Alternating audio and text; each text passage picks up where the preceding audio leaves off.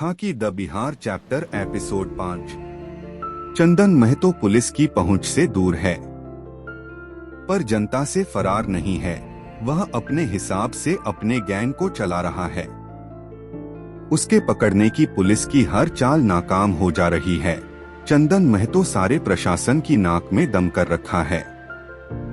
Amit Lodha IPS जरूर हैं, पर वह पहले आईआईटी पास आउट हैं, तो इस समस्या का समाधान भी उनके दिमाग में आना ही था।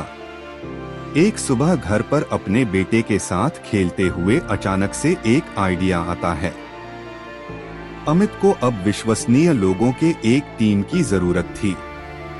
सबसे पहले तो वह घर वापस जाते हुए निलंबित थाना प्रभारी रंजन को बस से ही फिर से वापस बुलाते हैं, और तब रंजन चंदन के ही समाज से रविंद्र मुखिया को अमित लोढ़ा से मिलवाते हैं। चंदन महतो के कुख्यात होने से पहले रविंद्र मुखिया ही अपने समाज के नेता थे, और चंदन के कारण उनकी अब समाज में कोई खास पकड़ नहीं रह गई थी। उनके लिए यह जीने मरने का सवाल था। चंदन महतो को ट्रैक करने का माध्यम अमित लोढ़ा को सूझ जाता है। अब बस उसे सूचना मंत्रालय और संचार विभाग से call observation and parallel listening facility के परमिशन और एक्सेस की जरूरत थी। कुछ वरिष्ठ प्रशासनिक अधिकारी अपने परफॉर्मेंस के लिए जाने जाते हैं, तो कुछ अपने संपर्कों के लिए। और मुक्तेश्वर चौबे का संपर्क बिहार में किसी भी प्रशासनिक पदाधिकारी से ऊपर तक है, यह सबको मालूम है। डीआईजी पासवान देसाई की सलाह पर अमित लोढ़ा मुक्तेश्वर चौबे से इस बारे में बात करते हैं और अपेक्षित सहयोग करने के लिए कहते हैं। भाव खाते हुए मुक्तेश्वर चौबे अमित लोढ़ा का काम करा देते हैं। कोलकाता स्थित भारत संचार निगम लिमिटेड यानी बीएसएनएल के ऑफिस से उन्हें सकारात्मक सहयोग मिलता है। अमित अपने घर को ही वार रूम बनाए हुए हैं और वहीं से हर एक फोन को सुन रहे हैं और सबको ट्रैक कर रहे हैं।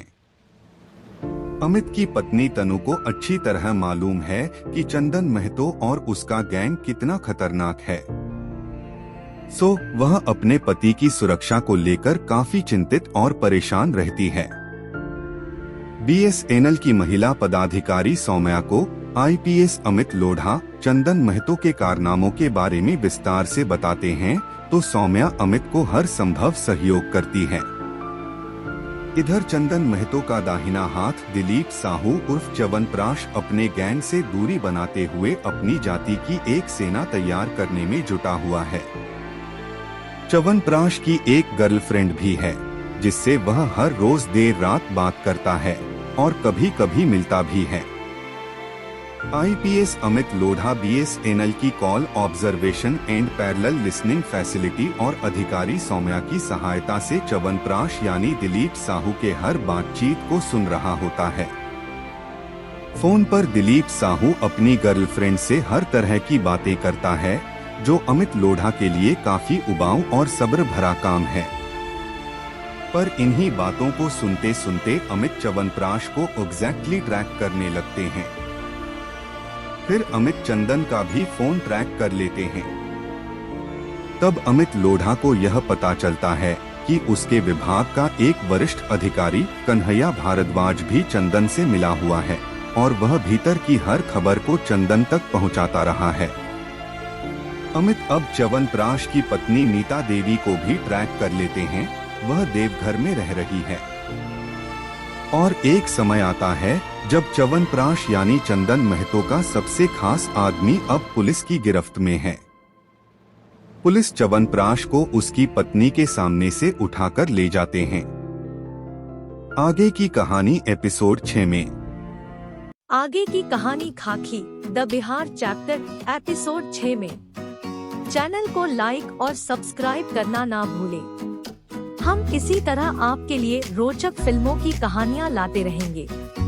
बस आपका प्रेम बना रहे। Please like and subscribe.